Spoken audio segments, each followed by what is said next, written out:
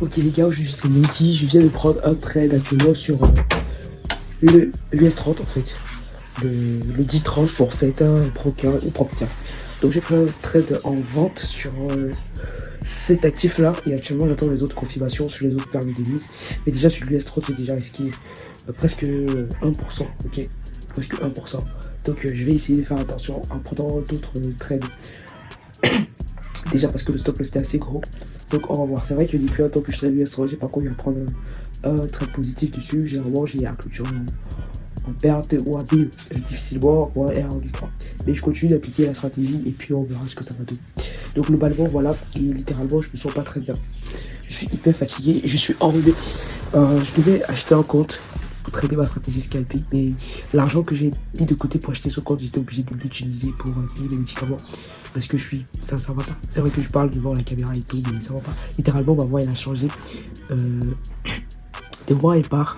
J'ai l'impression que c'est la sinusite, je sais pas si vous connaissez ça.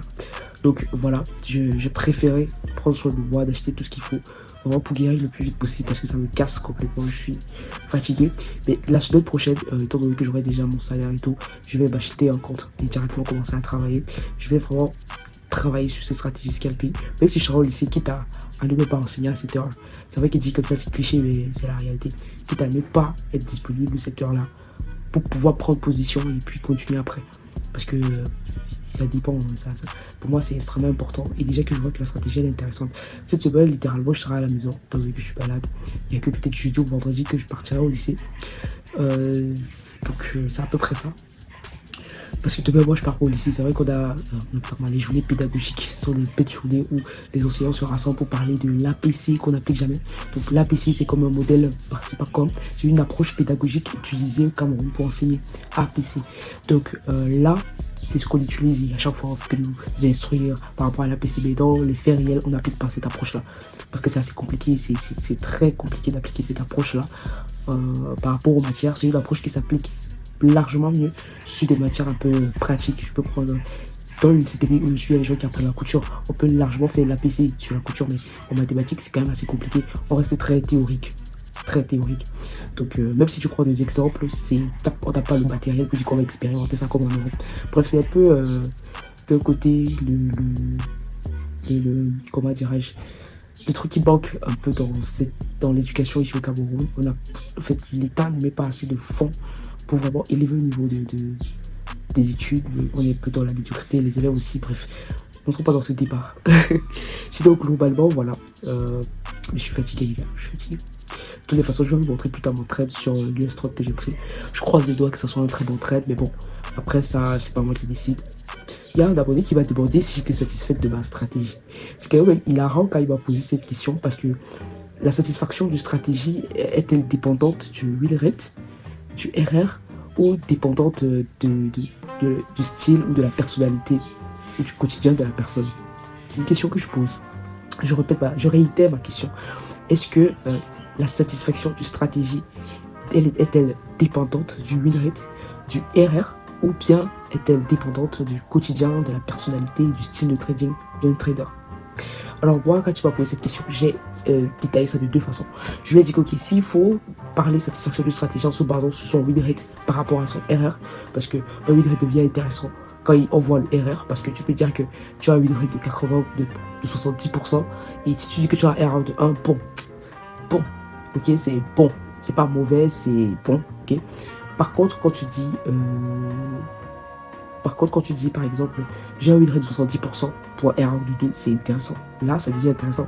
Donc, déjà, le win rate va être intéressant lorsque on va observer ton ratio risque global par rapport à tes trades. Parce que forcément, il y aura peut-être des trades que tu vas clôturer avant le TP, d'autres peut-être vont sortir à B. Donc, de manière globale, ton RR par rapport à tous les trades que tu as déjà eu à prendre, ton win rate devient intéressant par rapport à ce RR là. Parce qu'une personne qui a un RR de 3 global avec un win rate de 70 à 80%, c'est balèze. C'est franchement balèze.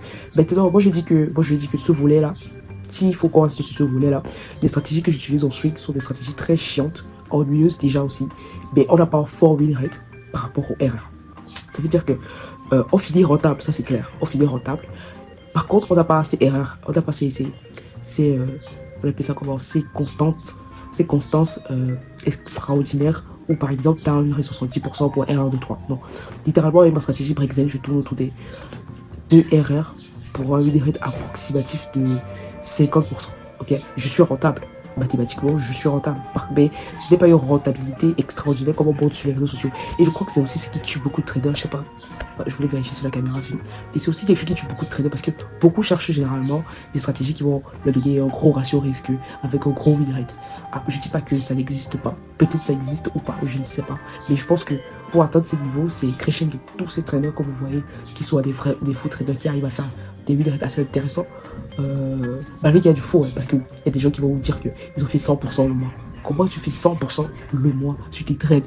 Tu fais ça comment? Ou tu vas voir quelqu'un va te dire qu'en tant que trader, il a réussi à faire plus de 30% le mois. Donc si c'est pas le gambling, qu'est-ce que tu fais alors?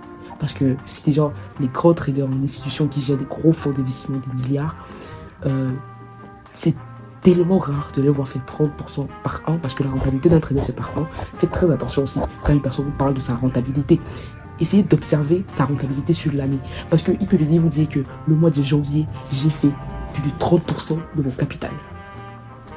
Il peut venir vous dire ça. Vous allez dire waouh, c'est extraordinaire, comment t'as fait, machin, etc. Parfois, parfois le gars va venir te dire qu'il a triplé, il a quadruplé même son capital. Quand tu vas voir, tu vas dire que merde, c'est époustouflant.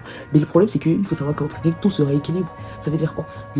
En janvier, je peux avoir un win extraordinaire, ok, je peux générer beaucoup d'argent, peut-être le mois de janvier, parce que c'est un mois qui me donne peut-être beaucoup d'opportunités et tout, les setups sont clean et tout. Mais maintenant, après, janvier, février, mars, à partir de mars, j'ai un mois mauvais en mars, où je finis littéralement même à me perdre ce mois-là. Donc, observez la rentabilité d'un trader sur l'année, pas sur le mois, pas sur la semaine, pas sur le jour. Parce que quand on est débutant, littéralement, on voit la réussite d'un trader parfois sur le jour, sur la semaine, et on voit même une autre réussite sur le jour. Parce que quand on débute et qu'on a peut-être fait une mauvaise journée, on s'est dit qu'on n'est pas un bon trader. Pourtant, c'est pas ça. La rentabilité d'un trader, c'est sur l'année. Raison pour laquelle, quand moi je trade, je ne regarde pas une stratégie sur la semaine ou sur le mois ou peut-être sur ce qu'elle me fait gagner. Je regarde, ok, est-ce que si je travaille avec ces stratégies, c'est la question fondamentale. Est-ce que si tu travailles avec ces stratégies et le temps que tu y mets, parce que c'est vrai que le temps que tu mets en trading n'est pas corrélé à l'argent que tu vas gagner. Par conséquent, je préfère largement avoir une stratégie ennuyante, quitte à voir ça comme un revenu passif, que d'avoir une stratégie où je vais passer des heures pour littéralement peut-être gagner le même montant que celui qui fait moins d'heures.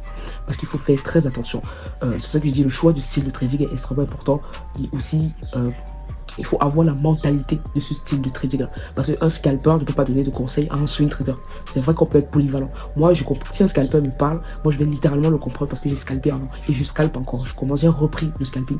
Si un day trader me parle, moi je vais le comprendre parce que j'ai fait du day trading aussi, j'ai essayé. C'est vrai que j'ai pas été rentable avant de basculer sur le swing. Raison pour laquelle il y a parfois des gens qui sont scalpers et ils veulent me donner des conseils sur le swing. Plusieurs personnes m'ont dit, mais quand tu swing, non, il y a certains scalpers qui m'ont dit, pourquoi tu as beaucoup d'actifs? Je suis en swing trading et la stratégie que j'utilise me permet d'avoir des dizaines d'actifs. C'est ça qui dit que la mentalité d'un swing trader est différente de quelqu'un qui scalpe. Donc j'avais déjà évoqué ça dans mes anciennes vidéos. Mais bon, c'est à vous de voir ce qui fonctionne avec vous et de trouver votre voie. J'échange beaucoup avec des traders, chacun vient me partager sa stratégie et tout. Et moi, ça me... En fait, moi, voir un trader qui a une stratégie qui lui permet de faire même si c'est 100% en win rate, peu importe l'erreur, littéralement, je m'en fous un peu. Vous voyez, essayez de trouver ce qui marche pour vous parce que ne suivez pas les gens. Je me rappelle, je suis tombé un jour sur une vidéo, je crois sur Instagram, où on montrait un monsieur, il voulait traverser un pont qui était cassé, ok. Dans sa tête, son idée à lui, c'était que pour traverser ce pont, il va mettre une planche et il va traverser. Quand il vient dans avec sa planche, juste derrière lui, il y a quelqu'un qui vient avec une grosse boule, okay, qui vient mettre sur le trou qui a été fait, il passe le trou, il se retrouve de l'autre côté. C'est là que celui qui a la planche commence à dire, hey, si celui-ci a mis pourquoi celui-ci a mis la boule? Ça veut dire que c'était plutôt la boule qui fonctionne, mais pas la planche. Il jette sa planche, il va prendre une boule, il vient y mettre, quand il veut traverser, il tombe. Justement, c'est pour vous dire que c'est à vous de trouver votre voie.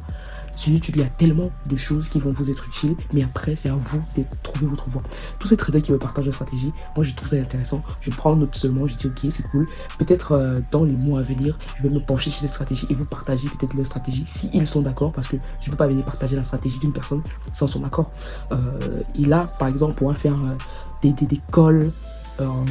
Par exemple, je pourrais ajouter ça dans mes styles de vidéos. Ça sera peut-être des calls en direct, vu que je ne peux pas encore faire en présentiel. Ça sera des calls en direct, par exemple, postés sur la chaîne où je vais inviter chaque trader qui est déjà rentable à son niveau de montrer sa stratégie s'il veut bien, de l'expliquer, de montrer, de partager ses connaissances pour que d'autres traders comprennent en fait comment ça fonctionne. Donc littéralement c'est à peu près ça. Et surtout trouver votre voie, c'est tout. Le but en trading c'est d'être rentable. Et quand je dis rentable, je le répète encore, on est sur du long terme. On va dire rentable sur l'année, sur 5 ans, sur 10 ans. Est-ce que si on prend ton bilan de trader sur 10 ans, on va voir que tu as été rentable. C'est ça qui compte. Parce qu'en réalité, c'est tout ce qui compte. Savoir si tu as la stratégie la plus simple au monde, la plus sophistiquée, ou la plus compliquée qui existe, ou la plus fraîche, je sais même pas, ou la plus stylée. On s'en fout, littéralement. On s'en fout de ton win rate, on s'en fout de ton RR, on s'en fout de combien est-ce que tu fais, peut-être la semaine ou le jour. Ce qu'on veut savoir, c'est, mon ami, est-ce que tu es rentable sur l'année? Est-ce que si à la fin de cette année 2026, tu es rentable? Question. C'est cette question-là que vous devez vous poser et rien d'autre. Faites votre bilan en fin d'année 2026 et dites-vous et posez-vous la question, est-ce que toute l'année 2026 que j'ai eu à trader, j'ai fini rentable malgré les jours qui ont été négatifs, malgré les jours où j'ai fait beaucoup, est-ce que j'ai fini en profit? C'est tout ce qui compte. Salut les gars, je vais prendre un trade actuellement sur le gold. Il y a une dizaine de minutes. Le voici. Déjà, je me sens pas très bien. J'ai décidé de prendre ce trade sur ma propre firme directement. Je suis plus en démo, donc on voit bien comment le trade il évolue. J'attends patiemment. Sinon, mon but sur le gold, c'est de venir chercher les 4680 comme target final en fait de ce trade.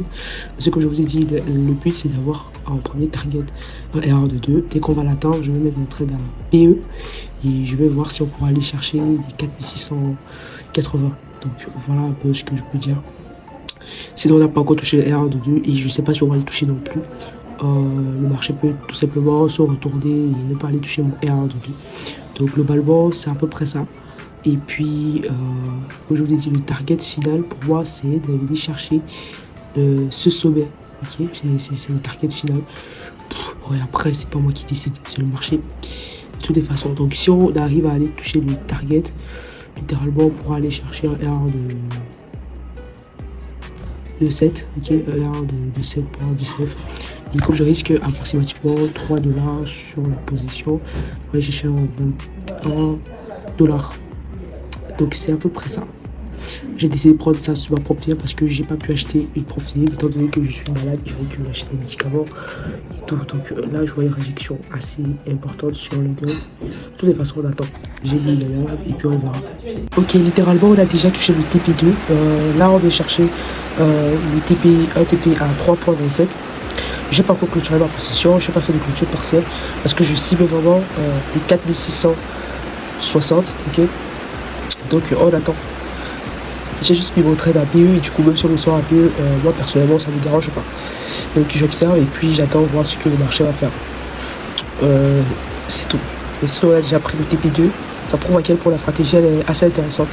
Je dis pas qu'on fait pas de stop loss, mais depuis que j'ai commencé à la travailler, je crois que j'ai pris le stop qu'une seule fois. Et le stop que j'avais eu à prendre, c'est parce que j'avais eu à forcer l'entrée.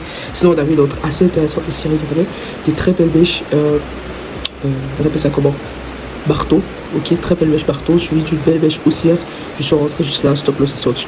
On avait un joli OB ici, on avait un VG qui a été travaillé et tout. Donc, c'était le meilleur point d'entrée. Et maintenant, on va voir si on peut garder le trade le plus longtemps possible pour aller chercher des RA assez gros. Ok, actuellement, il est 21h. C'est difficile de parler devant la caméra parce que ma voix fait que partir, ça revient, ça part. Donc, cette fois, je prends déjà un traitement par rapport à ça. Donc j'espère que dans les jours à venir ça va aller mieux. Par rapport au trading aujourd'hui j'étais hyper fatigué. Les médicaments que je prends me fatiguent beaucoup. Merde, les gars c'est pénible. C'est pour laquelle déjà j'ai pas voulu faire les vidéos, j'ai passé ma journée à dormir. J'ai pas vraiment travaillé sur les choses. Tout part vraiment au ralenti. Donc globalement voilà dans la situation dans laquelle je suis. Sinon, en ce qui concerne les trades, j'ai pris des trades. Aujourd'hui, j'avais la stratégie break-even. Avec ma stratégie scalpée, j'ai pris un trade. Je l'ai parti chercher le TP et j'ai pas clôturé la position parce que je me suis dit que bon, le gold va aller un peu plus haut. Je cible un petit arrêt sur le daily high que le gold nous a proposé. Donc, globalement, c'est à peu près ça. Sinon, quand je vais me réveiller un peu plus tôt, demain, je vais faire une vidéo récapitulative que je vais mettre dans cette vidéo. Que vous puissiez voir un peu globalement les trades que j'ai eu à prendre parce qu'actuellement le marché est déjà fermé et je comprends pas pourquoi le marché se ferme tôt aujourd'hui. Donc globalement c'est à peu près ça. Je crois pas que j'ai autre chose à ajouter, déjà que ma voix ça me fatigue de parler comme ça, sachant que ma voix ne sort pas totalement.